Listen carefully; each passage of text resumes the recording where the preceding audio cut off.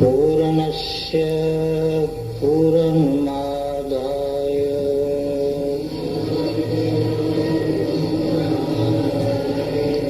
पूर्णमेवावशिष्यते।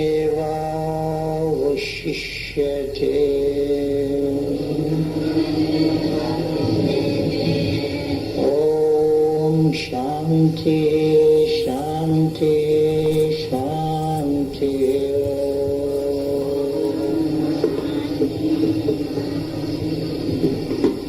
माया, जीव, ईश्वर और ब्रह्म। ईश्वर को परमात्मा भी कहते हैं। परमात्मा और ईश्वर। अब एक बात अच्छी तरह ये सीखनी है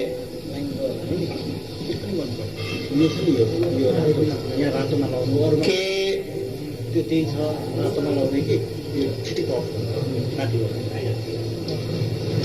जो ओमनी प्रेजेंट फोर्स है, ओमनी प्रेजेंट यानी हर जगह कण कण में मौजूद, कण कण में जो पाई जाने वाली शक्ति, सार्वभौम सत्ता, सार्वभौम सभी जगह पाई जाने वाली, जिससे बड़ी शक्ति कोई नहीं है, जिससे बड़ी शक्ति कोई नहीं है, उसको क्या कहेंगे? सार्वभौम। और सार्वभौम क्या चीज है? सबसे बड़ी शक्ति क्या चीज है? वह चेतन, सार्वभौम चेतन। और वही चेतन रूप, वही चेतन किसका रूप है? हमारी आत्मा का। आत्मा क्या है? वो चेतन है। जैसे ये हाथ है, ये उंगली मेरी हिल रही है। अगर इस हाथ को काट दिया जाए और वो जमीन पर पड़ जाए तो देखना खून जम जाएगा और हाथ मुर्दा हो जाएगा, डेड हो जाएगा, खत्म। उसमें चेतन नहीं रहा।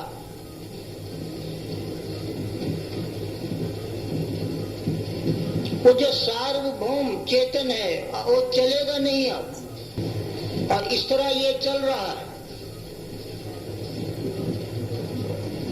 ये जो चलने वाली चीज है,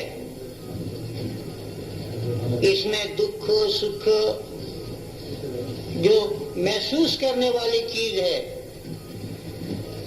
कोई मृत्यु हो जाए तो इस जगह पर अनाहत चक्र पे इतनी चोट पड़ती है। जब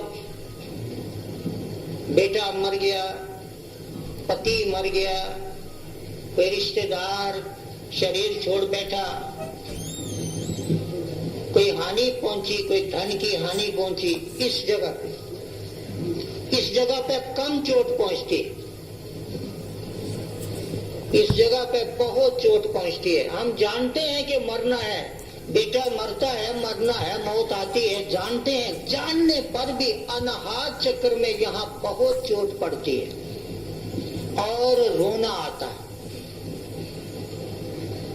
अगर रोना नहीं आएगा, किसी प्रिय को देख करके, अपने को देख करके कोई कहेगा बहन बड़ा ऐसा अनर्थ हुआ, तो फूट फूट करके रोना आ जाएगा कि कहीं दिल लगा हो बहुत ज्यादा और मन में बहुत आदमी सोचता रहता हो और अचानक कोई चोट पड़ जाए तो उसको रोना आता है, दुखी होता है उसका मन, क्योंकि अनाहत चक्र जो है ये जगह, ये प्राण की जगह है, यहाँ पर चोट पहुंचती है। ये मुटु का क्षेत्र है, इस पे बहुत चोट पहुंचती है, क्योंकि ये चेतन का, यहाँ जो मुटु है वो हमें चेतन देता रहता है और पूरे शरीर को, पूरे खून को चेतन देता है, और वो हमारा सारा शरीर व्यान प्राण से भरा हुआ होता है। वही चेतन जो है, जो दुख सुख हानि लाभ शोक मोह को महसूस करता है, वही है सार्वभौम चेतन रूप आत्मा, या चेतन रूप परमात्मा, या फिर उसका नाम क्या, चेतन रूप विशुद्ध ब्रह्म, बिल्कुल पवित्र, उसे कहते ब्रह्म, ब्रह्मा नहीं ब्रह्म। ये याद रखने वाली बात है, सार्वभौम चेतन रूप आत्मा या ब्रह्म। अब इसी चेतन का ही नाम है, नहीं तो लोग पूछते आत्मा क्या है जी, फिर परमात्मा क्या है जी। तो कईयों के लिए क्या है, भगवान परमात्मा, भगवान शंकर होगा परमात्मा। कई लोग क्या करते रहते, शिव। अब साधारणतः आप ब्लैक बोर्ड पर शिव लिखे तो श हुआ वो हुआ और उसके बाद ये सियारी में जाएगा ना, ब्यारी में नहीं जाएगा। तो ई प्लस शब हुआ ना, क्या ई हुई, ई प्लस शब इज इक्वल टू शिव, है कि नहीं। देखिए ये चेतन जो है ये शरीर से निकाल दिया जाए, ई तत्व जो है वो निकाल दिया जाए, पीछे क्या रहा, शब्द रह गया। देखिए ना, तो चेतन का ही तो जाप हो रहा है, शिव शिव शिव शिव शिव शिव शिव शिव, भोलेनाथ, हो भगवान, ओम नमः शिवाय, पढ़ना क्या है तुम्हारा ओम नमः शिवाय, था तो मंदिर जाना, इसी में है वो चेतन, तो मंदिर तो यही है। तो शिव भी वही है, शिव बाबा प्राणा बाबा, ये बाबा न भूलो, न कोई, ये बात सीखो। ये जो शक्ति है, हाथ हिल रहा है, उंगल हिल रही है, वही शक्ति है शिव, और कुछ नहीं। तो इस शिव को समझना, चेतन रूप आत्मा, ये कितनी सरल बात आ गई। अब राम, चेतन रूप आत्मा ही राम, आत्मा राम। कृष्ण, चेतन रूप कृष्ण, ब्रह्म। अब कृष्ण कहता है मैं ब्रह्म हूं, तो ब्रह्म यदि कृष्ण है और ब्रह्म वो चेतन है, तो कृष्ण चेतन ही हुआ। वो उपदेश करते कृष्ण कहता है मैं पूर्ण चैतन्य हूं, तुम चैतन्य नहीं हो, इसलिए तुमको पता नहीं है अर्जुन, मुझे पता है क्योंकि मैं जानता। तो ये झगड़ा समाप्त हुआ।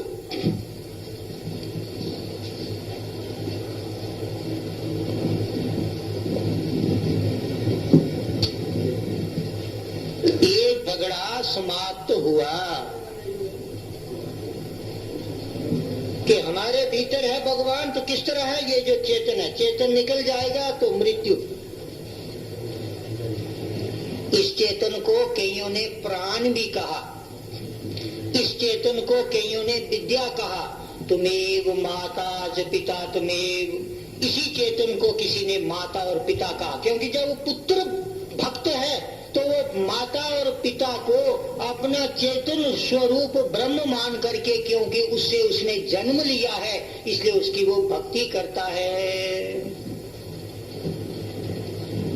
माता चेतन है, पिता चेतन है, चेतन नहीं होता तो उसका जन्म कभी न होता, इसलिए वो कहता है तुमेव माता स पिता तुमेव, तुमेव बंधो च सखा तुमेव, तुमेव विद्या च द्रविणं तमेव, त्वमेव सर्वं च मम देव देव।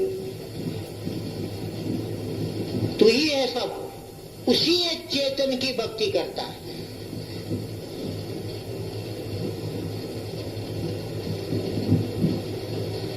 लेकिन एक बात याद रखो, यहां तंत्र की बात आती है, सिस्टम की बात आती है। अब अगर ये शरीर उस चेतन को ना मिले तो चेतन अलग हो करके नहीं जी सकता है, बॉडी चाहिए उसको।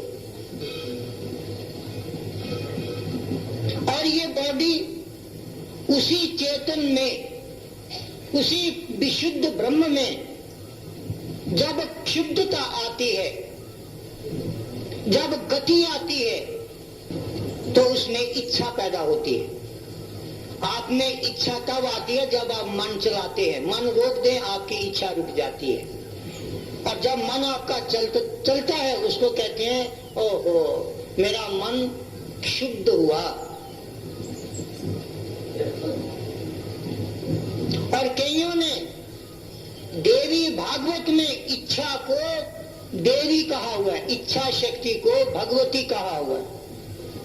इच्छा भगवती है। इच्छा में जो संकल्प है वो भगवती है। इसलिए कुछ पुराण भाव पर लिखे गए हैं, इच्छा पर लिखे गए हैं।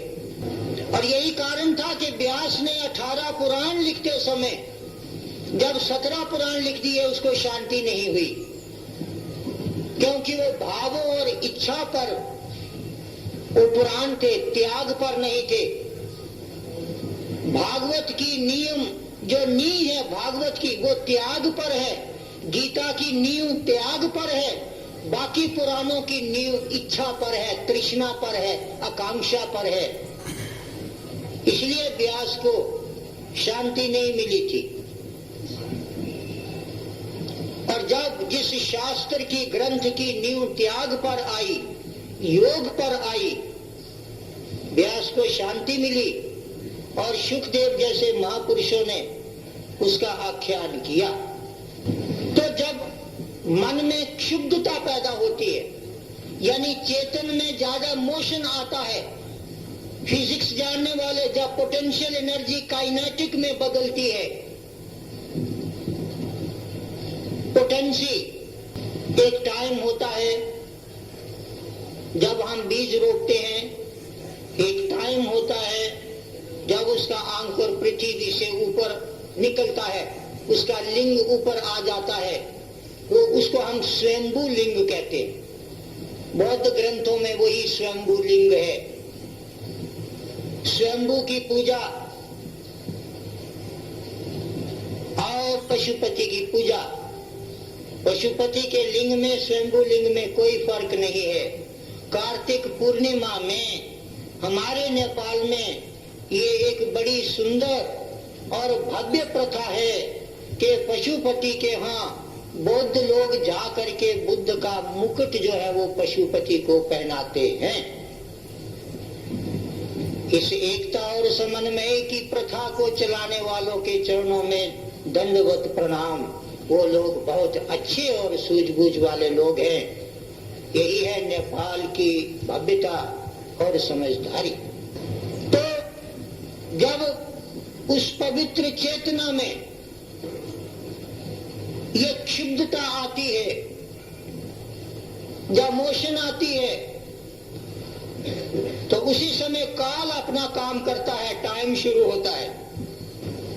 जहां मन रुकता है वहां मौत नहीं है। इसलिए मृत्यु को जीतने के लिए मृत्युर्मा अमृतम गमाया, मृत्यु के भय से बचने के लिए मन के रोकने की साधना करिए। जीवन सफल करने के लिए मन जीते जग जीत, ये रहस्य हमारे बुजुर्गों ने हमको दिया था कि संसार को जीतने के लिए तलवार नहीं चाहिए।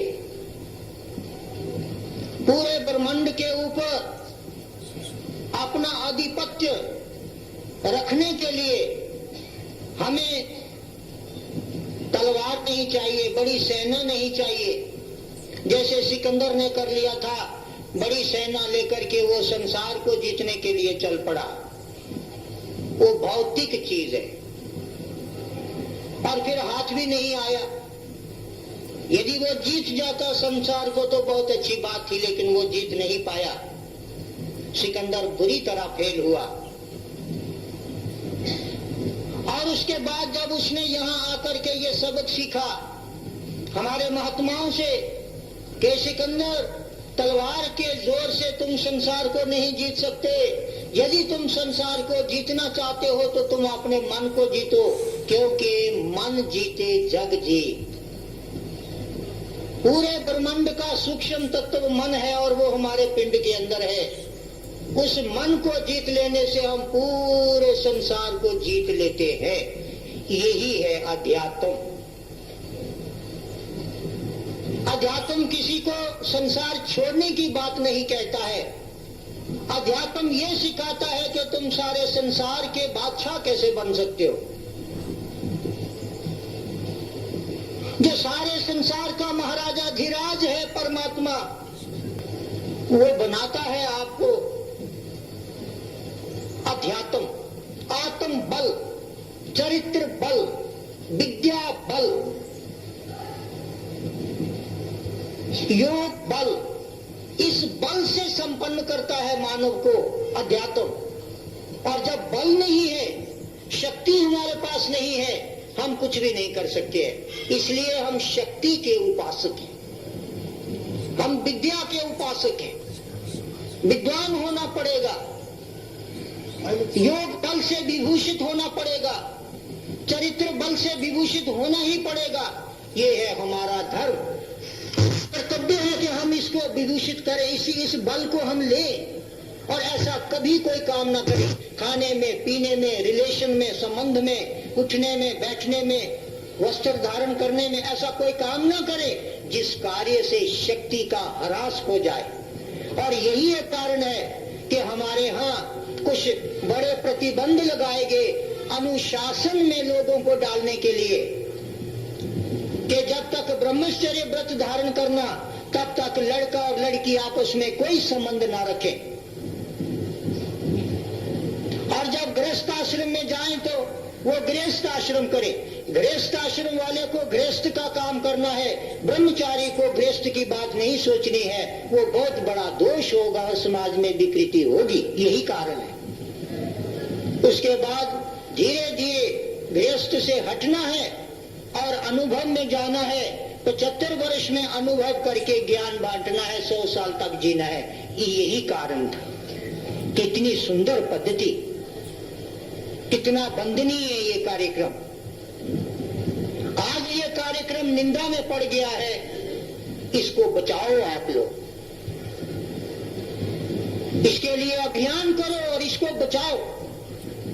ये जीवन पद्धति यदि बिगड़ गई, हमें बहुत ज्यादा नुकसान हो जाएगा। इसे एक तरफ लाने में बहुत दिक्कत पड़ जाएगी। तो प्रियवर, बात ऐसी है कि जब चेतन के अंदर मोशन आता है, जब पोटेंशियल एनर्जी काइनेटिक एनर्जी में बदलती है, तो वो जो मोशन है, उस मोशन को ही काल कहा हुआ है। अंग्रेजी में उसको टाइम कहा हुआ है, जिसकी गति को आप लोग घड़ियों में मापते हैं। घड़ियों में समय देखते हैं, आप उसको समय कहते हैं।